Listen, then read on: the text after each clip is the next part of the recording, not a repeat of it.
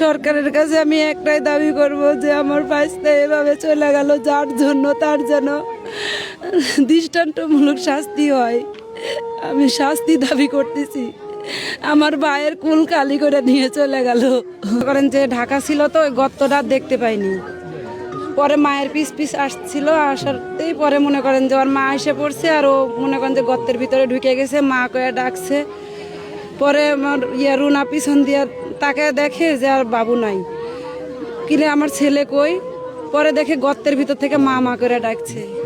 আমাদের সন্তানকে আমরা বলতাম যে তোরা দুই ভাই যখন বড় হবি তখন একসাথে জন্মদিন করবি, তোরা বড় একসাথে হবি।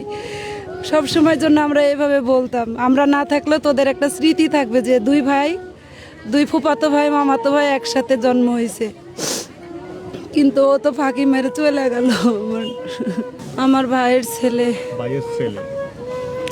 ও আর আমার সন্তান আর সাদিত একদিনের ছোট বড়, একই সাথে মানে 31 তারিখে ওর জন্মদিন, 31শে ডিসেম্বর, আর আমার ছেলের জন্মদিন 1 জানুয়ারি। শখ করে খালি কইতাম যে একই সাথে জন্মদিন পালন করব। খুব তোতা পাখির মতো কথা বলতো, জানেন, কথা বলতাম আব্বু তুমি কি খাবা, এমনি কোনো বায়না নাই, বলতো কেক খাবো, চানাচুর খাবো, ছোট্ট ছোট্ট আবদার, ছোট্ট ছোট্ট কোনো ইয়ে নাই। তোতা পাখির মতো কথা বলবে, এত কথা বলবে, এত ডাকবে, এই ডাক আর ডাকবে না, চলে গেল ফাঁকি মেরে। আল্লাহ নিষ্ঠুর খেলা খেললো। যে নলকূপ যে এখানে গাড়া হচ্ছে সেটা কোনো পারমিশন নিয়ে কি গাড়া হয় সরকার থেকে? না না, এটা আমি জানি না, এটা তো যার যার ব্যক্তিগত, এটা তো আর সরকারিভাবে না যে সরকার থেকে। কিন্তু আমি প্রশাসনের কাছে, আমার সরকারের কাছে আমি একটাই দাবি করব যে আমার ভাইস্তা এভাবে চলে গেল, যার জন্য তার যেন দৃষ্টান্তমূলক শাস্তি হয়। আমি শাস্তি দাবি করতেছি।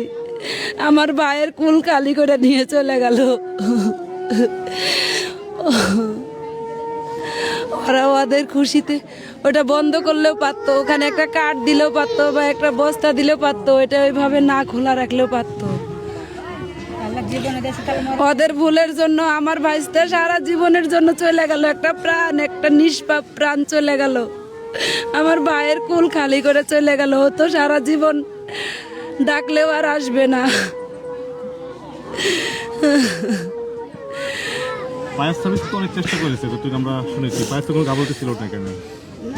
সবাই অনেক চেষ্টা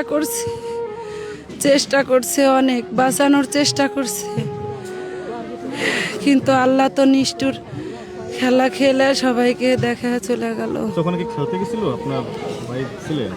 আমার ভাইয়ের বউয়ের সাথে গেছিল, ওই যে ওখানে টলি পড়ছিল, ওই টলির দেখতে নিয়ে গেছিল, 2টা বাচ্চা কোলে করে নিয়ে আসছে, হাত লেগে গেছে, পরে ওখানে ছাড়ে দিছে যে বাবা একটু হাঁটা চলো তো।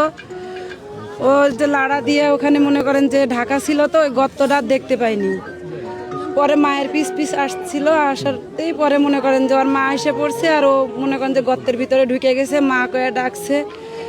পরে আমার রুনা পিছন দিয়ে তাকে দেখে যে আর বাবু নাই, কিরে আমার ছেলে কই।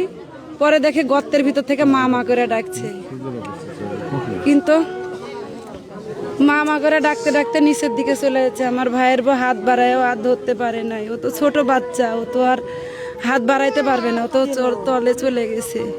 কত কষ্টে যে প্রাণটা চলে গেছে, আর ছোট একটা বাচ্চা, এভাবে প্রাণটা না গেলেও তো পারতো। আসলে কি মানে ঘটনাস্থলে কি মারা গেছে না হসপিটালে নেওয়ার পরে? সবাই তো হসপিটালে যায় বলে মারা গেছে। আপনি কি হন?